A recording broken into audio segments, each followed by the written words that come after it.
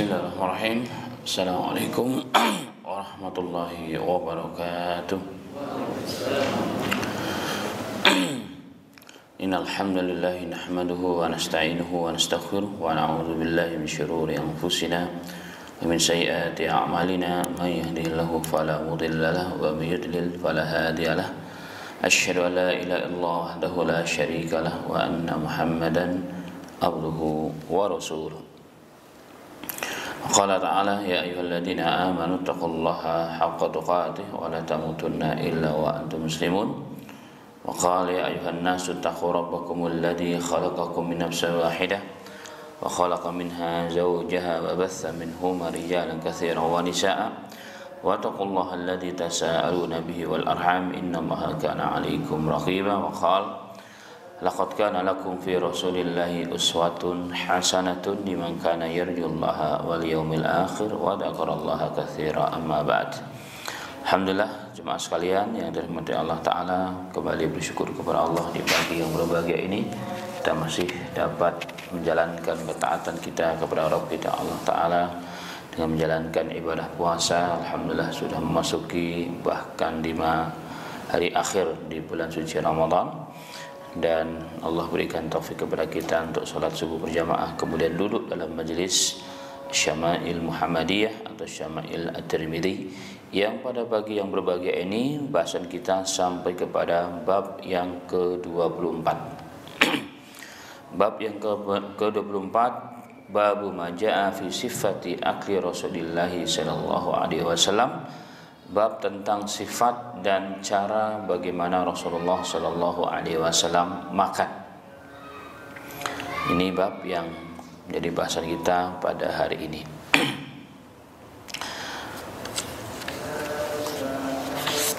Hadis yang pertama yang dinukilkan oleh Al-Imam rahimahullah ta'ala adalah hadis yang diriwayatkan oleh Al-Imam dengan sanadnya kepada Ibnu Ka'b bin Malik dari bapaknya Ka'b bin Malik radhiyallahu anhuma, anna Nabi sallallahu alaihi wasallam kana yal'aqu asabi'ahu thalathan. Qala Abu Isa wa rawa ghairu Muhammad bin Bashar hadzal hadis qala yal'aqu asabi'ahu thalathan. Diriwayatkan oleh anaknya Ka'ab dari bapaknya Ka'ab bin Malik radhiyallahu anhuma, beliau mengatakan bahwa Nabi Muhammad sallallahu alaihi wasallam ketika selesai makan maka beliau akan menjilati jari-jarinya 3 kali. Menjilati jari-jarinya 3 kali.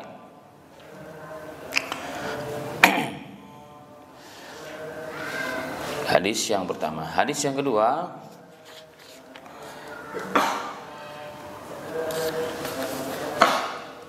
diriwayatkan kepada Anas bin Malik radhiyallahu anhu, beliau mengatakan kana Nabi sallallahu alaihi wasallam idza akala ta'aman la'ika asabi'ahu thalathan. Apabila beliau sallallahu alaihi wasallam selesai saja memakan makanan, maka beliau akan menjilati jari-jarinya 3 kali. Kemudian hadis yang berikutnya, Nabi Muhammad sallallahu alaihi wasallam mengatakan, dan diriwayatkan kepada Abu Juhaifah radhiyallahu anhu, beliau mengatakan bahwa Nabi sallallahu alaihi wasallam bersabda, "Ama ana fala akulu muttaqian." Sedangkan aku kalau aku makan aku tidak dalam kondisi bersandar. Jadi makanya Rasulullah tidak dengan bersandar. Hadis yang berikutnya hampir sama ya, diriwayatkan kepada Abdurrahman bin Mahdi qala hadatsana Sufyan an Ali bin Aqmar bin Nahwahu. Kemudian hadis yang seterusnya adalah juga sama dari Ka'b bin Malik radhiyallahu anhu, beliau mengatakan kana Rasulullah sallallahu alaihi wasallam ya'kulu bi asabi'ihi thalathi wa yal'aquhunna. Nabi Muhammad SAW kalau makan dengan 3 jarinya. Rasul kalau makan dengan 3 jarinya, dan beliau akan menjilatinya setelah selesai makan. Baik, hadis yang terakhir diriwayatkan oleh Al-Imam rahimahullahu taala kepada Anas bin Malik radhiyallahu anhu, beliau mengatakan utiya Rasulullah sallallahu alaihi wasallam bitamrin faraitu yaqulu wa huwa muq'i minal ju'i.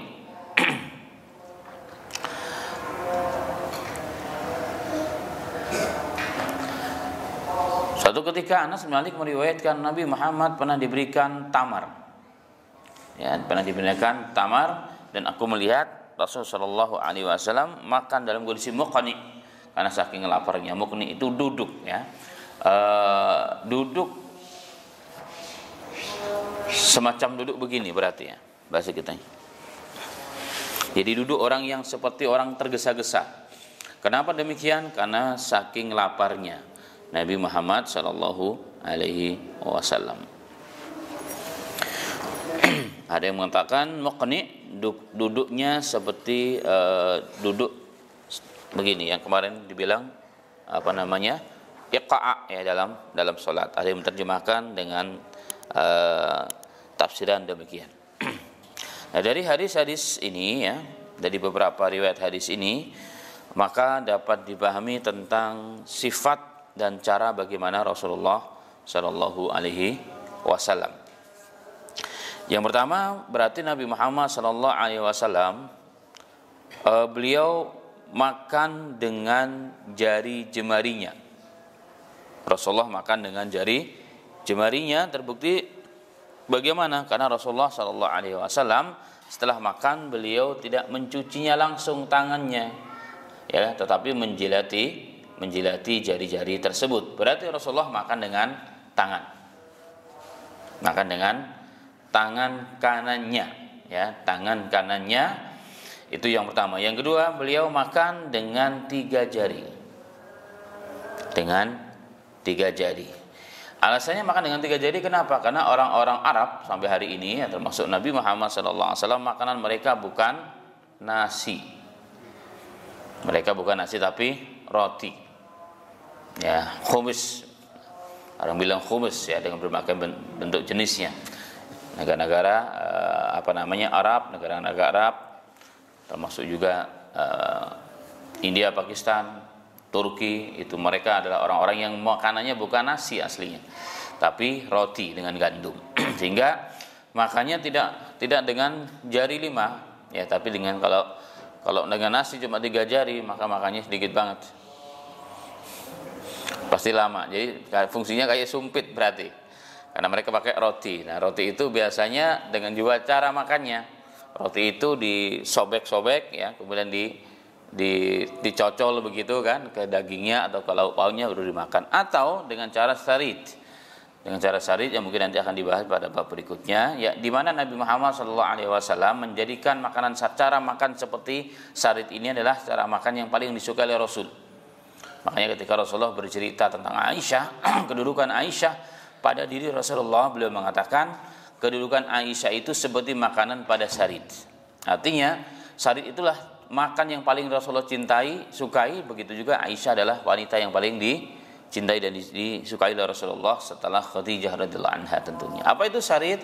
Makan di mana roti itu disobek-sobek kecil, ya, disuwir-suwir begitu bahasa kitanya, ditaruh di sebuah bejana ataupun piring, ya, kecil ataupun besar, kemudian disiram dengan kuah. Jadi dicampur dengan kuah, bisa juga disuiran daging dan sebagainya. Nah, roti itu kalau disuir dengan kuah, didiamkan begitu sebentar, maka dia akan mengembang dan biasanya lebih lembut. Terutama orang-orang yang sudah sepuh, ya, sudah mulai bermasalah dengan pencernaan atau dengan mulutnya, biasanya makan dengan cara yang seperti itu. Nah, ini cara makan Nabi Muhammad SAW dengan jari, 3 jari. Apakah boleh lebih dari 3 jari? Boleh. Ini kembali kepada kebiasaan dan makanan apa yang kita makan. Bagaimana kalau makan kuah, apakah dengan jari? Ya enggak. Dengan sendok atau dengan cara apapun yang kita bisa. Nah, Rasulullah tidak pernah makan mie instan. Ya, tidak pernah makan mie instan, ya. Sehingga makannya seperti itu. Dan tetapi jika kita mau mengamalkan, mengawali makan dengan cara yang seperti itu sangat baik. Minimal, ya, jelas wajib makan dengan tangan kanan. Jadi ulama mengatakan hukumnya wajib dan haram makan dengan tangan kiri. Makanannya tetap halal, tapi cara makannya dia berdosa. Kenapa? Karena makan tangan kiri ada cara makannya syaitan. dan itu diharamkan tasyabuh dengan syaitan oleh Nabi Muhammad SAW. Makanya teman-teman yang masih biasa makannya dengan tangan kiri, minum dengan tangan kiri, nggak diperbolehkan. Ada yang katakan makruh, tapi sebagian besar ulama dan saya lebih cenderung kepadanya dengan dalil yang sangat kuat. Para muhakkikun mengatakan makan dengan tangan kiri bukan mubah, tapi hukumnya haram, wajib dengan tangan kanan. Kalau minum bagaimana? Kotor dong gelasnya. Lebih baik kotor gelasnya daripada kotor sunnahnya dan haram makan, cara makan kita.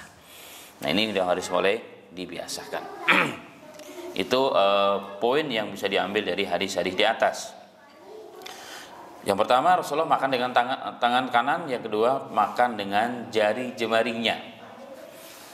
Makan dengan jari jemarinya itu dianjurkan dan disunahkan, dan memang ada sisi kesehatan juga, ada hikmah dan pelajaran tentang hal tersebut.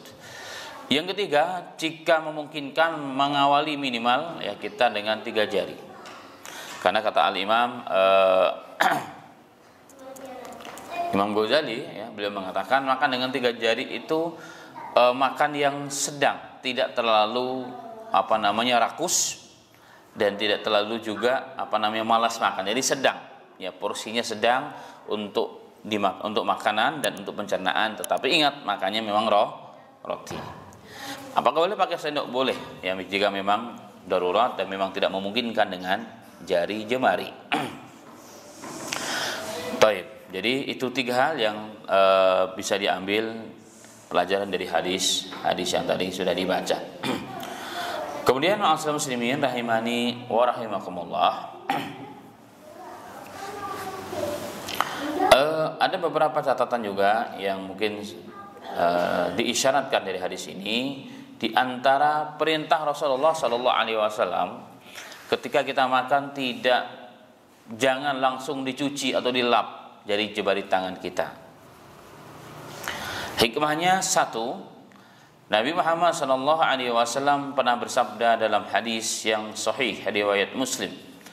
Anna Nabi sallallahu alaihi wasallam amara bilaq'il asabi'i was-suhfah wa qala innakum latadruna fi ayyil barakah. Diriwayatkan bahwa Rasul sallallahu alaihi wasallam memerintahkan kita untuk menjilati jari jemari kita dan nampan.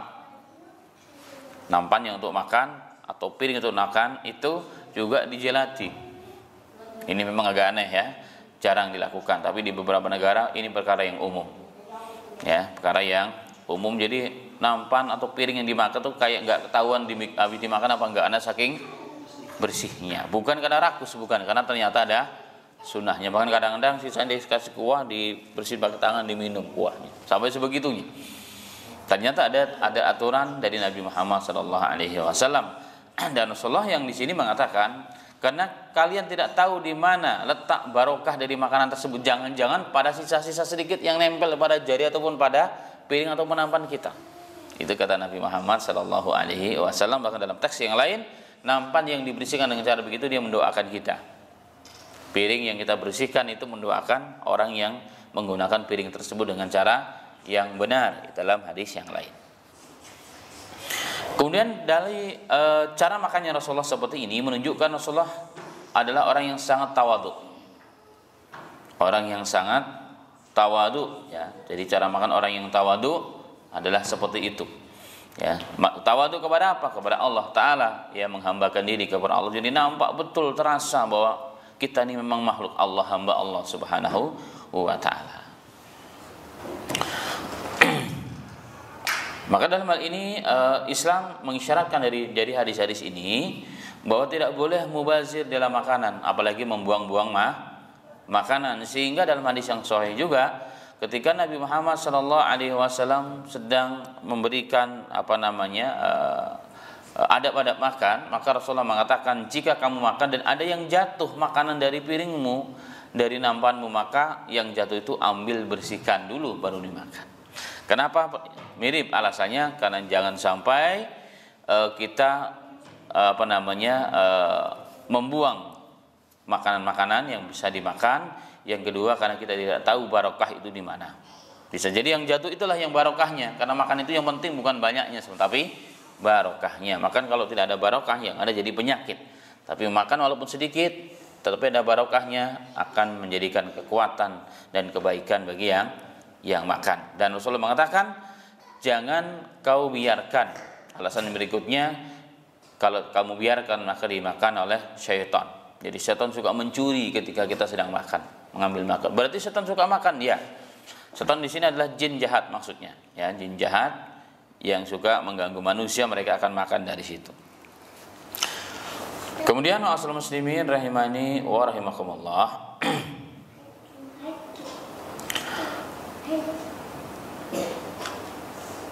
Dalam hadis ini, ya, juga dalam hadis yang tadi juga dikatakan bahwa Rasulullah SAW tidak makan dengan bersandar.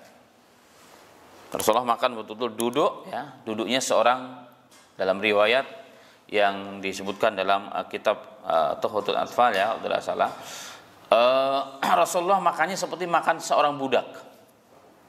Ketika beliau makan, makannya seperti makan orang budak. Nah, cara makan orang budak yang tadi cara digambarkan bisa seperti ini. Bisa seperti ini, makan orang yang tawadhu dan makan orang yang sangat biasa begitu, atau dengan semacam iftirash begini, ya kan? Semacam iftirash atau iqa'a. Karena mungkin kondisinya bawahnya kurang pas atau dalam kondisi kaki ada sedikit yang sakit. Itu cara makannya Nabi Muhammad sallallahu alaihi wasallam, duduk di bawah. Duduk di bawah dan tidak sambil berdiri. Itu cara makan seorang budak. Ya, budak di sini artinya budak kepada Allah Subhanahu wa taala. Budak artinya kan hamba. Hamba Allah Subhanahu wa taala. Dia menunjukkan ketawaduannya Nabi Muhammad sallallahu alaihi wasallam. Dan ternyata sisi yang lain, posisi makan begitu memang lebih baik.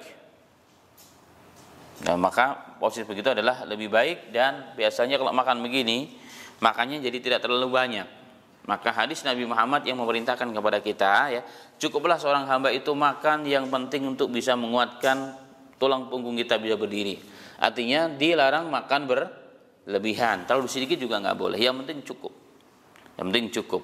Dan isilah perutmu itu dari 3, sepertiga untuk makanan, sepertiga untuk air, sepertiga untuk angin. Jadi masih ada sisa-sisa, jadi nggak di full. Tapi coba kalau bapak-bapak makan begini, itu makannya bisa banyak, pas lagi bangun berat perutnya. Karena apa? Isinya perut terisi. Perutnya penuh terisi dengan makanan. Dan itulah di antara hikmah dari hadis-hadis yang telah disebutkan tadi di atas. Kemudian dari alasan yang lain, ya, alasan yang lain, hikmah yang lain, ternyata cara makannya Rasulullah adalah cara makan yang terbaik bagi manusia. Dan Allah mengatakan dalam Al-Qur'an, sanurihim ayatina fil afaq wa fi anfusihim hatta yatabayyana lahum annahul haq. Sanurihim ayatina, kami akan menunjukkan tanda-tanda kebenaran ajaran kami. Allah mengatakan kami akan menunjukkan, ya, pada kalian, pada jagat raya ini, pada diri kalian atau pada jagat raya ini, tanda-tanda kebenaran ajaran kami. Agar apa? Hatta yatabayyana lahum, sehingga mereka ngerti dan faham bahwa ajaran yang dibawa oleh Nabi Muhammad adalah hak. Dan ternyata dalam penelitian ketika orang makan dengan tangan, pada tangan itu terdapat enzim, ya, bakteri baik namanya, yang dapat membantu untuk melancarkan pencernaan. Makan dengan jari-jari kita, yang penting sebelum makan dibersihkan terlebih dahulu. Makanya ada anjuran para dokter, jangan terlalu sering pakai di tangan kita ini sesuatu yang bisa mematikan enzim itu, termasuk alkohol. Maka ada sebagian ulama dan sebagian para dokter menganjurkan jangan terlalu sering, bahkan kalau bisa dihindarilah hand sanitizer. Terlalu sering itu katanya bisa mematikan enzim-enzim pada jari-jari kita. Itu wallahu a'lam bishawab. Tapi terbukti memang orang yang makan begitu adalah makan dengan makan yang sehat. Karena enzim yang bercampur dengan air liur kita itu membantu memudahkan pencernaan dan membantu organ tubuh pencernaan bala diri manusia. Dan sumber segala penyakit dalam kajian Tibun Nabawi adalah pencernaan. Kalau pencernaan terganggu, maka akan menimbulkan berbagai macam penyakit. Apa saja itu munculnya dari situ. Ya, makanya Rasulullah SAW mengatakan, ya, tidak ada yang lebih baik, yang paling jelek bagi manusia kecuali jika memenuhi perutnya. dengan makanan. Dan Imam Syafi'i mengatakan syarrut ta'am it'amu ta'am wa fi ta'am. Imam Syafi'i mengatakan sejelek-jelek makanan adalah makan kemudian ditambah makanan lagi. Akhirnya makan itu belum selesai, disusul lagi dengan makanan yang lagi, makan lagi. Itulah sejelek-jelek makanan kata Nabi Muhammad SAW. Sehingga perut kita tidak ada waktu untuk sedikit istirahat dan tidak normal dalam pencernaan itu. Karena dalam penelitian makanan yang kita makan itu prosesnya 4 jam, 3-4 jam baru sampai betul-betul ke tempatnya. Itu melalui proses 3-4 jam prosesnya itu. Jadi sebelum itu ya kalau bisa jangan isi dulu. Ya, kenapa? Maka kalau langsung diisi maka prosesnya juga akan mengganggu. Baik, ada satu kisah dari salah seorang tokoh nasional Indonesia, Kiai Agus Salim. Saya mendapat ini dari beberapa para pejabat luar negeri ya, para duta-duta besar luar negeri ketika sedang sharing, biasanya dari beberapa duta-duta besar yang pernah bercerita ke saya dan kami jumpai, bahwa pada satu Kiai Agus Salim adalah salah satu tokoh Indonesia yang termiskin sampai beliau meninggal dunia. Seorang menteri yang sangat cerdas dan pintar dan menguasai 9 bahasa dunia. Itulah Kiai Agus Salim, ya kan? Punya jenggot ya, masya Allah, cerdas orangnya, pintar bergurau, dan beliau tokoh yang sangat dikagumi dan disegani oleh seluruh dunia, oleh pejabat-pejabat dunia. Kiai Agus Salim kita punya tokoh itu, tapi beliau bahkan sampai meninggal dunia, kalau terasa rumahnya di Menteng, itu beliau tidak punya rumah. Padahal kurang apa ya, orang yang dari penampilannya juga orangnya masya Allah ganteng sebenarnya kan, dari semenjak muda, bukan keturunan orang miskin juga sebenarnya beliau, tapi begitu sangat waroknya dan takwanya beliau sampai tidak punya rumah sebagai pejabat.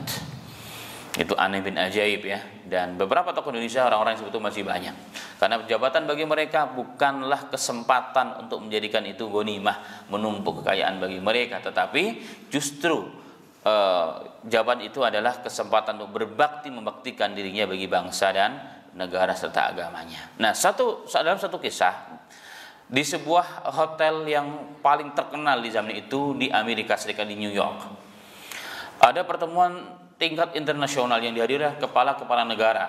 Nah, Indonesia mewakilkan Kiai Agus Salim. Pada saat ada jamuan makan, beliau makan dengan tangannya tanpa menggunakan sendok dan garpu dan pisau, biasanya kan gitu. Maka seluruh orang yang hadir melihat perilaku Pak Yai ini heran, campur jijik, campur aneh. Ini pertemuan negara, pertemuan dunia, bro, bahasa dalam hati mereka, ya kan? Kok bisa-bisanya ada orang kurang beradab makan sampai kayak begitu banget gitu maksudnya. Tapi semua orang nggak ada yang berani negur beliau. Kenapa? Karena kalau orang ini orang cerdas dan sangat berwibawa ini orang, sehingga tidak ada satu orang pun yang berani menegur Kiai Agus Salim ini. Hanya satu, ada diplomatik dari Mesir, memang dulu temenan ya, teman sekolahnya, begitu mungkin teman kuliahnya. Selain beliau memang orang yang dekat dan beliau paham. Ditanya, ya Syekh, kita ini para pejabat dunia yang sedang makan dalam acara tingkat dunia. Afan, kok Anda makan dengan tangan kanan? Kami kira tidak sopan. Kami kira kurang pas, tidak sopan. Apa jawabannya beliau? Spontan, karena orang yang memang cerdas. Spontan. Kata beliau begini, kalian kan makan dengan sendok dan garpu.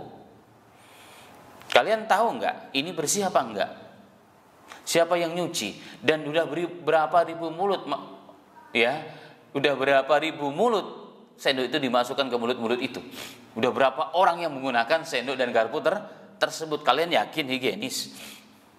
Semua tercengang. Nah, kalau saya ini tanganku sendiri, saya tahu ini sudah saya bersihkan apa tidak. Saya lebih meyakini tanganku ini sendiri daripada benda yang dari luar yang kalian pakai itu. Semua tercengang. Akhirnya terdiam. Kemudian beliau bercerita, sesungguhnya ini adalah ajaran Muhammad. Ada yang bertanya, Muhammad itu siapa? Emang masih hidup? Akhirnya beliau terangkan bahwa kenapa saya pakai ini ajaran Muhammad. Nabi Muhammad sudah meninggal dan pada jari tersebut terdapat enzim katanya. Dia bercerita bahkan ngajarin banyak para tokoh-tokoh tingkat dunia. Dan ini menjadi cerita dari mulut ke mulut para pejabat luar negeri. Dan ini kisah-kisah menjadi kebanggaan kita, ya kan? Subhanallah. Kalau di luar negeri menjadi kebanggaan, ini kisah-kisah begini menjadi kebanggaan. Orang Indonesia, masya Allah, luar biasa. Dan memang orang yang sangat cerdas. Di satu pertemuan juga, ini zaman PKI, ya kan, ada pertemuan tingkat nasional. Beliau adalah orang yang yang jenggotan. Ada satu lagi seorang tokoh, saya lupa namanya, yang juga beliau sangat kagum dengan tokoh tersebut, kumisan. Kemudian ada seorang tokoh PKI yang tiba-tiba berteriak ketika mereka naik ke panggung. Kira-kira hewan apa yang kumisan? Jadi ngeledek. Saya lupa namanya. Dibilang adalah kucing. Tapi tokoh ini cuma terdiam. Nah, ketika Agus Salim yang naik, ditanya lagi oleh orang tersebut, hewan apakah yang berjenggot? Kambing katanya. Maka ketika beliau mulai memegang mic di belakang sana, begitu kurang lebihnya. Kemudian kata beliau membalas, ya kan, beliau membalas, jika di sini ada selain kambing dan kucing, tolong keluar dari majelis. Kemudian dibalikkan, ada enggak hewan apakah yang tidak berkumis dan tidak berjenggot? Ini spontan. Semua mengatakan apa? Semua terdiam karena udah paham adalah anjing katanya. Maka kalau ada anjing di sini tolong keluar dari majelis. Semuanya terdiam. Inilah kehebatan dan keberanian dan kepiawaian si Kiai Agus Salim yang hari ini harum namanya, ya. Tapi sayang beliau banyak tidak dikenal oleh para generasi muda kita, bangsa kita secara khusus. Nah, inilah salah satu tamasuknya beliau, karena beliau orang yang sangat alim dan orang sangat beragama, sehingga beliau menjalankan sunnah kembali kepada bahasan kita, makan dengan jarinya, ya, dengan tangan kanannya, walaupun di hadapan para tokoh-tokoh dunia. Aja yang ini malu pakai tangan, ya kan. Nah, beliau ini di hadapan tokoh-tokoh dunia, bahkan para pemimpin negara dunia. Di mana? Di Amerika, di tempat yang paling modern di zaman itu. Kiai Agus Salim rahimallahu taala. Baik. Kemudian ma'asyiral muslimin rahimani rahimakallah, ada beberapa tambahannya dari bab ini juga yang penting. Di antara adab yang bukan lagi sunnah tapi hukumnya wajib adalah makan dan mengawali dengan menyebut nama Allah. Jadi makan dan mengawali dengan menyebut nama Allah justru dalam penelitian itu bukan sunnah tapi wajib. Maka wajib. Apa dasarnya? Perintah Nabi Muhammad. Dari Aisyah radhiyallahu anha, Rasulullah sallallahu alaihi wasallam bersabda, "Idza akala ahadukum falyadhkur ismallahi ta'ala wa in nasiya ayadhkur ismallahi ta'ala fi awwalihi falyakul bismillahi awwalahu wa akhirahu." Rasulullah mengatakan, apabila salah seorang di antara kalian mau makan, maka sebutlah nama Allah Ta'ala. Jika lupa dari awalnya, tinggal sesuap atau beberapa suap, maka bacalah saat ingat bismillahi awwalahu wa akhirahu. Artinya saya menyebut nama Allah dengan dari awalnya sampai akhir. Dari awal makan sampai akhir makan dengan nama Allah Subhanahu wa taala. Sehingga ada satu kisah, ya. Nabi Muhammad SAW bercerita, ya, mengomentari seorang sahabat yang tadinya lupa dari awal sampai akhir makannya. Tinggal sesuap, kemudian dia ingat dan dia baca doa ini, menyebut nama Allah. Maka tiba-tiba Rasulullah mengatakan, setan yang tadi ikut makan memuntahkan makanannya. Berarti kalau kita makan tanpa bismillah, dipastikan setan yang ikut makan, maka makannya banyak tapi nggak kenyang, makannya banyak tapi nggak kuat ibadah. Bagaimana kalau apalagi sedang sahur, ya kan? Apalagi sedang makannya, banyak orang yang makan sahur banyak, tetapi habis itu tidur nggak sholat subuh. Jangan lupa bismillah. Ya, jangan lupa bismillah. Bukannya banyak banget ya, sampai nggak bisa jalan, ya. Jangan nggak sama bismillah, sehingga tidak ada barokahnya, tidak ada kekuatan kita untuk beribadah dan menjalankan ketaatan kepada Allah Subhanahu wa taala. Kemudian Rasulullah mengatakan inna syaitana yastahilu ta'ama alla yadhkara smullahi alaihi. Sesungguhnya syaitan menghalalkan makanan yang tidak disebut nama Allah padanya. Ini catatan penting, makanya makan apapun, jenis makanan apapun awali dengan bismillah. Artinya minimal bismillah, ya, minimal bismillah. Itu hal yang harus dan wajib berarti. Makanya Rasulullah mengatakan kalaupun lupa di tengah, walaupun tinggal satu suap enggak apa-apa, bismillahi awalahu wa akhirahu, enggak apa-apa. Ya, semacam dirapel di akhir.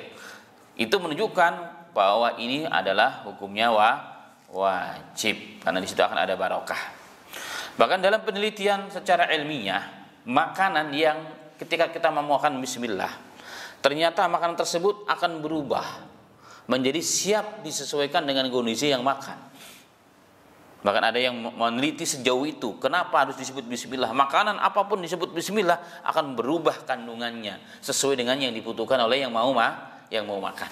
Itulah nama bismillah. Kenapa nama bismillah begitu luar biasanya? Karena itu nama Allah yang disebut. Nama Allah yang disebut. Maka akan menjadikan makanan tersebut selain barokah, dianya juga akan menyesuaikan dengan kondisi atau dengan kondisi orang yang mau makan makanan tersebut.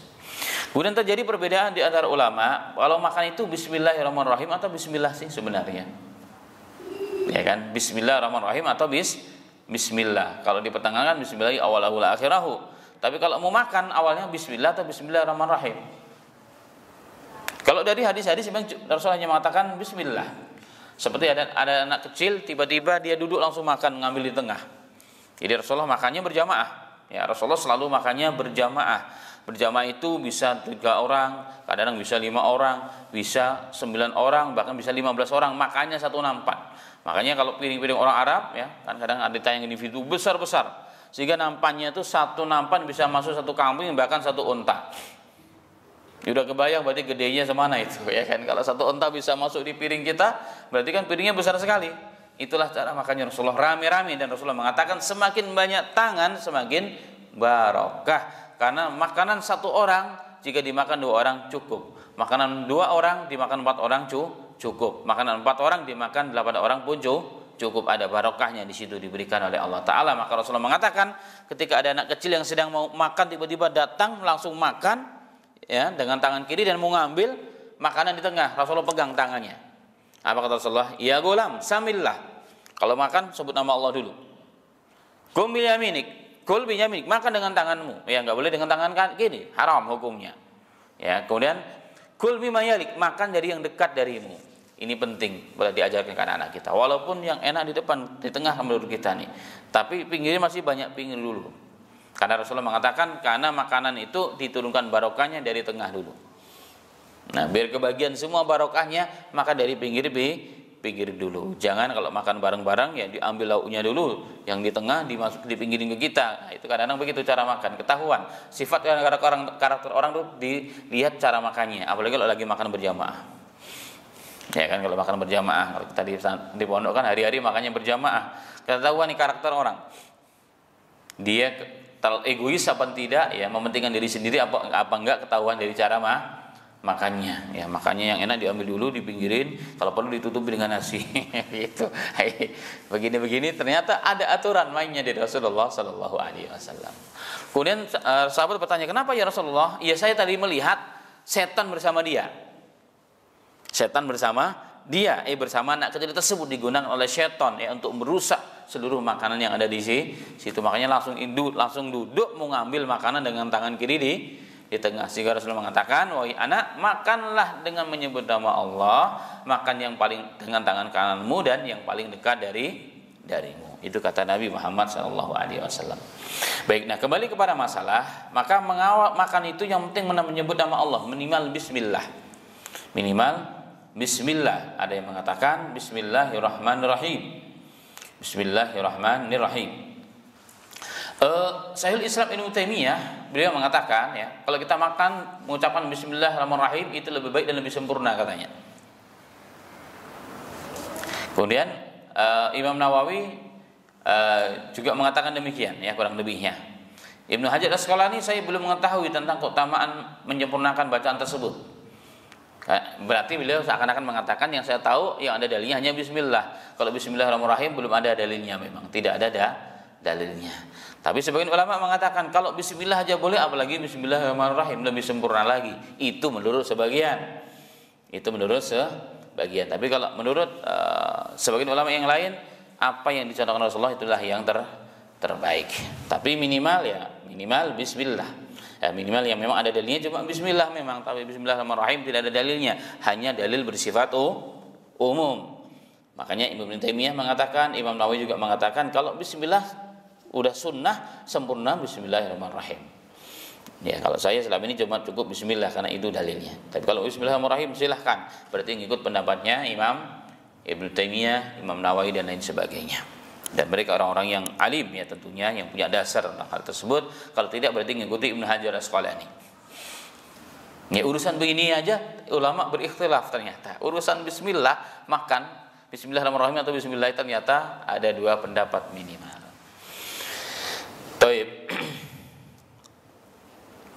Kemudian ma'asyiral muslimin rahimani wa rahimakumullah.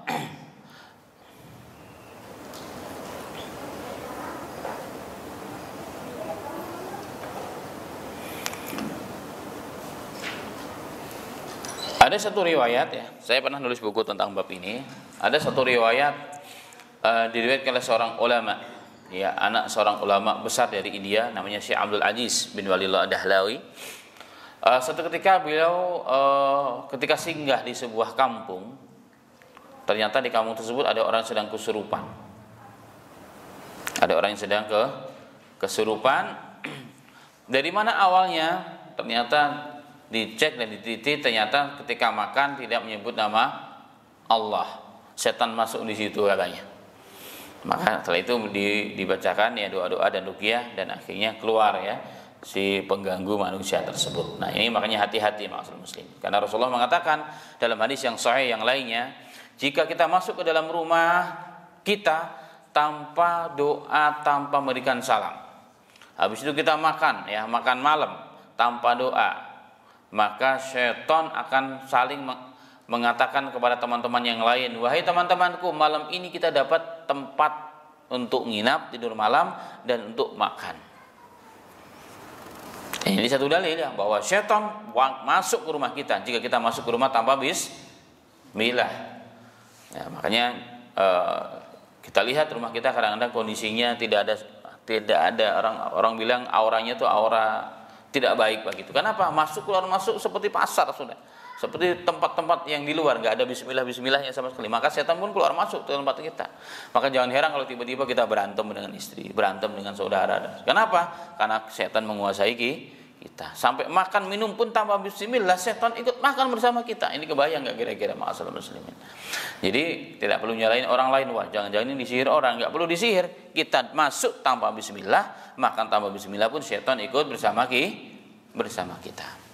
Nah, inilah ajaran Rasul. Jadi ajaran Rasul ternyata bukan hanya untuk melindungi secara lahiriah, bahkan secara maknawiyah, ya, secara rohani, secara agama pun dijaga oleh Allah melalui doa-doa dan zikir dari yang dicontohkan oleh Rasulullah Shallallahu Alaihi Wasallam.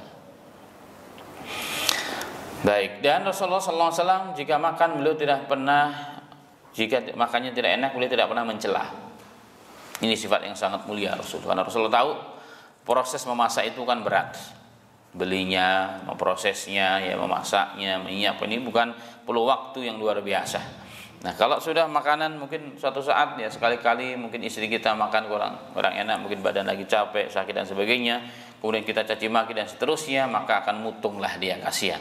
Rasulullah kalau makan tidak cocok, ya sudah, beliau tinggal enggak dimakan, tanpa harus ngomong banyak hal, ya, tanpa ngomong banyak hal. Itu Nabi Muhammad sallallahu alaihi wasallam. Dan beliau tidak membiarkan ada makanan yang jatuh, karena makanan yang jatuh itu biasanya kadang-kadang setan yang mengganggu. Jadi ada satu kisah juga yang memang kenapa makan kok jatuh melulu? Ternyata setan sengaja seakan-akan kayak mendorong tangan supaya jatuh itu makanan. Kenapa? Kalau jatuh yang makan adalah setannya kelaparan. Jadi ada makanan-makanan yang disuka oleh manusia, setan juga suka ya. Mungkin rendang, kalau nggak salah itu rendang juga disukai setan itu kalau kita makannya tidak pakai bismillah. Rendang kita tiba-tiba habis saja di rumah, padahal kita perlu untuk sahur. Gara-gara apa? Gara-gara kita tidak pakai bismillah. Termasuk makanan dan minuman sebelum kita tidur ditutup dan kita tutup dengan bismillah. Minimal ya kalau nggak ada tutupnya ya dikasih palangan. Katakan ada panci isinya sop daging begitu, sop buntut ya kan. Karena mau udah akhir-akhir Ramadan ya, atau rendang begitu, nasinya lupa ditutup, baru ditutup. Ditutup kalau nggak ditutup minimal dikasih palangan begitu. Dengan bismillah maka syaitan nggak akan mampu membuka itu kata Rasulullah. Minuman juga demikian. Ada minuman yang mungkin kita siapkan lupa, maka ditutup kalau enggak dikasih palang apapun ya yang melintang di bejana tersebut atau gelas tersebut dengan mengucap bismillah, maka syaitan tidak akan mampu mengangkat itu dengan bismillah. Termasuk nutup rumah, nutup jendela, apapun bismillah. Ya, bismillah maka akan dijaga oleh Allah Subhanahu wa taala.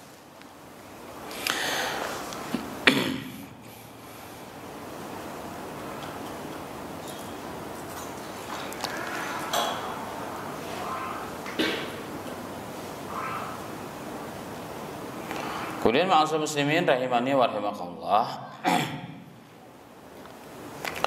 Bolehkah makan sambil berdiri? Bolehkah makan sambil berdiri? Ulama mengatakan hukumnya minimal makruh. Karena Rasulullah pernah mengatakan ya, bagaimana hukum makan berdiri, minum berdiri? Rasulullah mengatakan, mau enggak kalau kamu makan dengan kucing bareng? Enggak mau, makan berdiri lebih parah dari itu.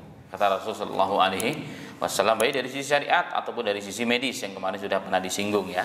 Maka usahakan makan dengan cara yang duduk. Di India itu di makanan jalanan, karena mayoritas India ini kan non muslim, jumlah muslimnya lebih banyak dari jumlah Indonesia sebenarnya. Tapi negaranya kan gede, penduduknya padat. Di sana ada kebiasaan makan itu di pinggir jalan pasti berdiri semua. Itu di salah satu keunikan di makanan di pinggir jalan India, makannya sambil berdiri, sengaja nggak dikasih tempat duduk, makanya berdiri semua. Dan itu ternyata cara makan yang tidak dicontohkan, dan ternyata orang Islam di Indonesia pun senang.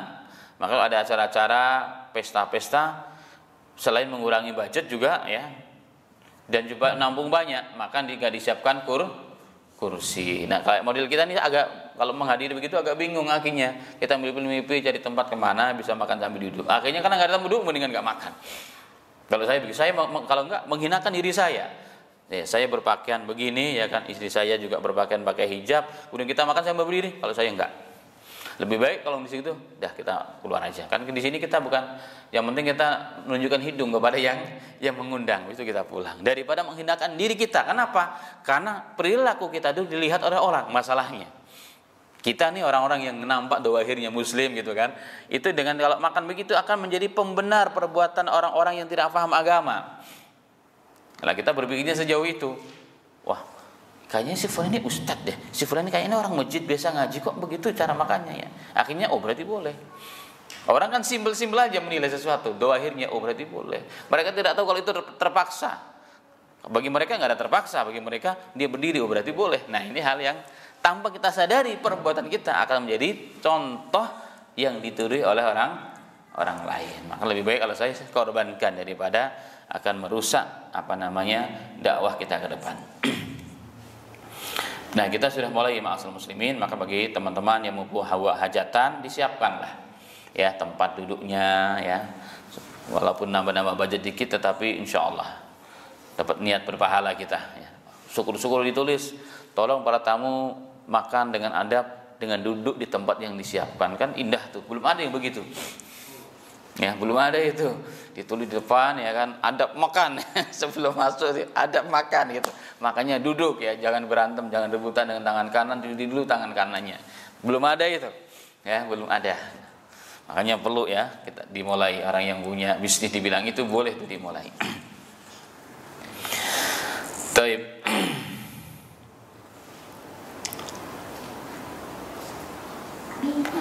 Berarti ada hal-hal ya kalau disimpulkan ya daripada bab ini. Yang pertama, Rasulullah makan dengan duduk. Duduknya tadi sudah dicontohkan ya. Anjurannya makan dengan berjamaah. Karena semakin banyak orang semakin barokah. Nah hari ini kita di rumah kita biasakan.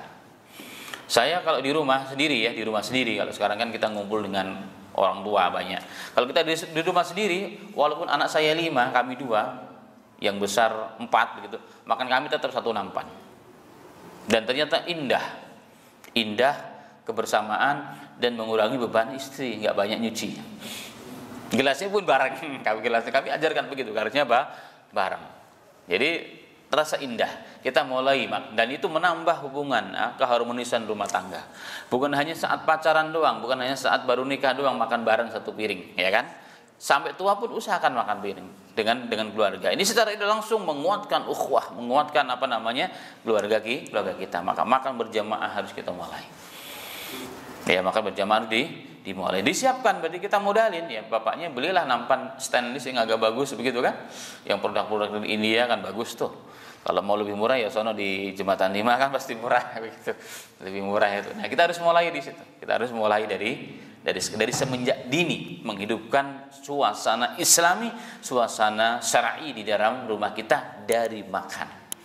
Kenapa? Karena makan ini punya pengaruh kepada kehidupan kita, perilaku kita, ya, kehidupan kita itu mulai dari makan. Semua kenapa dari makan? Karena kekuatan aktivitas kita dari mana? Dari makan. Nah, di situ kita bisa sambil ngobrol ke anak, sambil ngajarin anak dan seterusnya. Ya. Jadi duduk bersama di bawah, indah, subhanallah. Sederhana dan indah, dan kebersamaan dan nyunah, dan pahalanya pun jadi besar, dan barokahnya akan berlimpah ruah insyaallah. Taib. Kemudian yang ketiga, makan dengan tangan kanan. Usahakan makan dengan tangan kanan. Jika memungkinkan, makan tanpa alat untuk makan, alias dengan sendok yang Allah beri langsung ke kita, yaitu dengan jari-jari kita. Sambil makan kita sambil ngelihat juga anak-anak kita, "Dek, Kak, kok kukunya sudah panjang?" Kan ketahuan jadinya. Nah, dari situ kita bisa cek terus setiap hari bagaimana kondisi anak-anak kita, ya kan? Tadi sudah cuci tangan belum? Nah, cuci dulu, ya kan? Nah, ini tarbiyah yang insyaallah mudah dan gampang.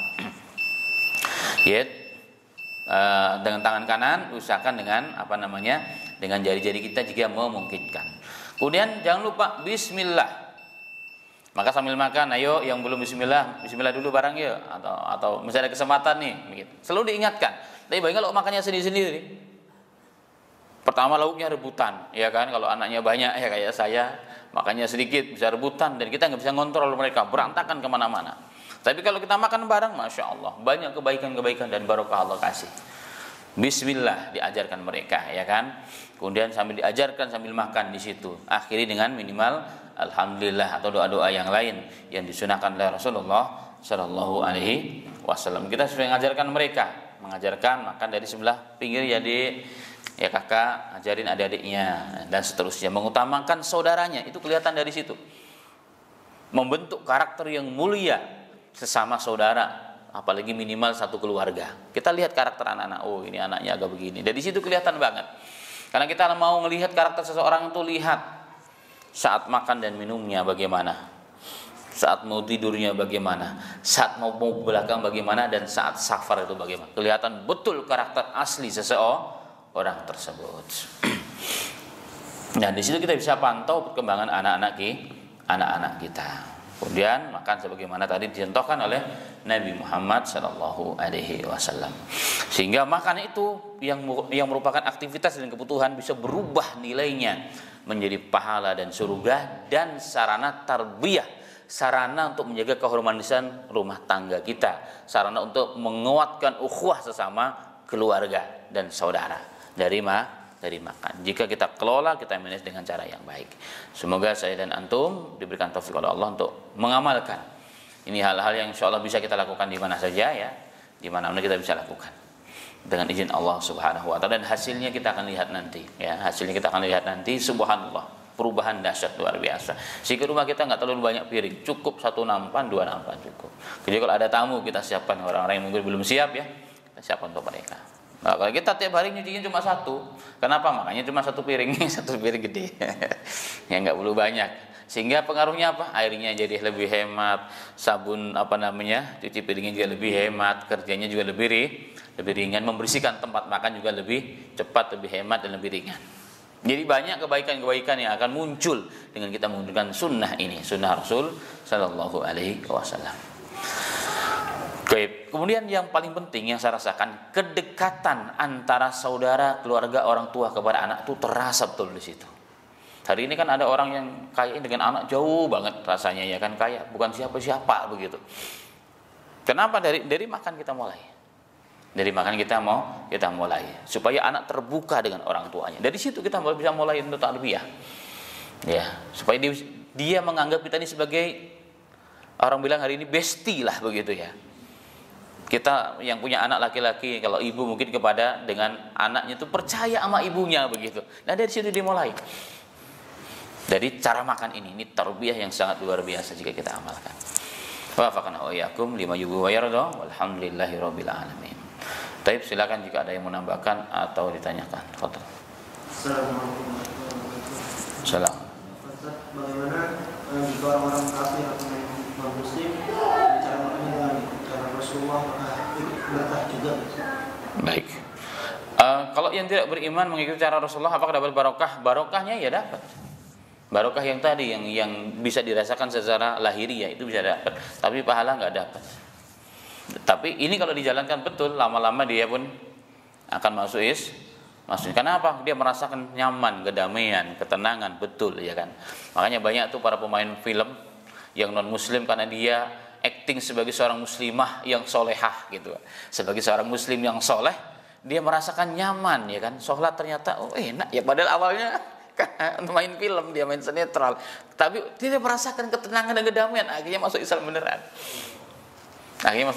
Begitu juga orang-orang non muslim, kalau menjalankan sunnah-sunnah ini pasti insyaallah taala ya menjadi sebab kebaikan mereka di dunia ya. Barokah tadi itu akan dapat semuanya dan menjadi asbab hidayah juga bagi orang tersebut. Tapi pahala belum kalau dia tidak beriman, karena syarat pahala harus al-iman. Nah, ya. Ada waktu makan Rasulullah, misalkan seperti kita saat 3 kali atau 5 kali. Baik. Barakallahu fiik. Ini pertanyaan luar biasa ini. Pernyataan orang yang pengamat namanya, teliti. Baik. Nah, kalau kita dapati Rasulullah SAW memang pernah makan sarapan, pernah makan siang, pernah makan sore malam juga pernah. Tapi jarang-jarang makan sehari 3 kali. Tapi sarapan ya, makan siang ya, makan malam iya. Orang pernah lakukan semua, tetapi jarang dalam satu hari itu sampai 3 kali makan atau minimal 2 kali makan. Nanti kita akan lihat bagaimana kehidupan Rasulullah yang kemarin sebagian sudah diterangkan oleh Aisyah radhiyallahu anha. Jadi Rasulullah hampir nggak pernah sehari itu atau 2 hari berkali-kali makan enak terus, itu hampir nggak pernah. Sarapan pernah. Contohnya Rasulullah kan kadang-kadang kalau pulang dari masjid ada makanan enggak? Kalau ada ya dimakan, kalau enggak, kalau makan pagi biasanya sampai siang, sore enggak makan. Kenapa enggak makan? Enggak ada yang dimakan. Kalaupun ada, dia ada rezeki langsung dibagi-bagi oleh Rasulullah. Makanya miskinnya Rasulullah itu betul-betul pilihan. Sederhana banget hidupnya Rasul sallallahu alaihi wasallam.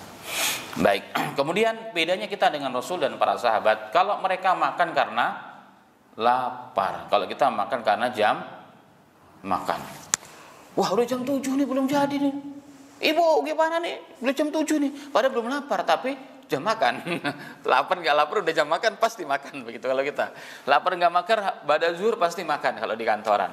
Lapar enggak lapar kalau udah pada maghrib atau pada isya harus makan. Padahal enggak lapar sebenarnya. Nah, inilah bedanya kita dan mereka. Akhirnya apa? Karena badan tidak lapar, ya kan? Memang tubuh tidak ada sinyal itu kepada kita. Kita kasih makan. Apa yang terjadi lama-lama? Terjadilah penumpukan dalam tanda kutip di badan kita, dan dalam Tibbun Nabawi itulah sumber segala penyakit. Makanya sebenarnya Allah Maha sayang kepada hamba-hambanya. Allah tahu nih orang akhir zaman apalagi ya kan, badannya tuh udah terlalu berat bebannya kerjanya. Makanya sudah kata Allah dipaksa dikasih syariat sebulan penuh supaya tubuh kita agak istirahat. Ini makanya puasa itu sebenarnya rahmat yang terbesar yang Allah berikan kepada umat manusia, khusus orang-orang Islam. Badan kita dipaksa untuk istirahat di siang hari itu. Yang tadinya mengunyah melulu, kerja terus ya. Ibarat mesin non-stop ya, 24 jam kerja. Ternyata tubuh kita itu kerja melulu ya. Ketika kita makannya cuma 2 kali ya kan. 2 kali buka juga nggak terlalu banyak ya. Kalau bisa sih yang korma-kormaan yang begitu. Kemudian agak sedikit berat makan ketika sahur. itu tubuh terasa fresh. Makanya bapak-bapak yang mau betul-betul menjaga kesehatannya, mengembalikan kesehatan normal, gunakan Ramadan dengan cara yang baik. Jangan diisi terlalu banyak makan antara buka dengan sahur. Nanti nggak ada bedanya akhirnya. Kalau dari Ramadan ya seperti biasa. Kok bapak puasa nggak puasa tetap biasa ya katanya. Iyalah, habis apa antara sahur dengan itu diisi makan melulu, ya kan?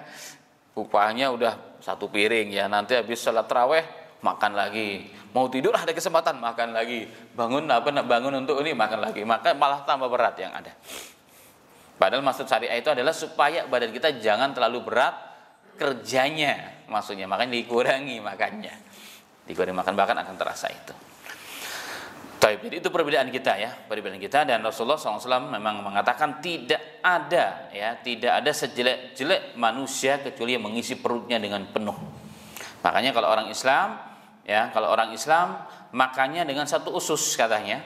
Kalau orang kafir makannya 7 usus. Artinya nggak kenyang-kenyang. Ibarat usus yang dimaksud di sini gambaran makannya banyak lah begitu. Kalau bahasa kita dulu waktu masih di pondok itu, kalau orang-orang yang rakus makannya perutnya tuh sampai ujung jari. Maksudnya makannya banyak banget gitu, sampai ujung jari dipenuhi dia dengan makanan. Saking banyak makanan, kurang lebih begitu bahasanya kita. Nah, begitu juga kata Rasulullah SAW. Tapi anehnya mereka makan banyak nggak kenyang-kenyang. Kenapa? Karena bersama mereka cara makannya dengan makan yang tidak baik. Jadi makan bahan makan yang baik, halal dan thayyibah, tapi cara makannya pun harus dengan cara makan yang dicontohkan oleh Rasulullah, baru barokahnya akan terasa di situ. Demikian.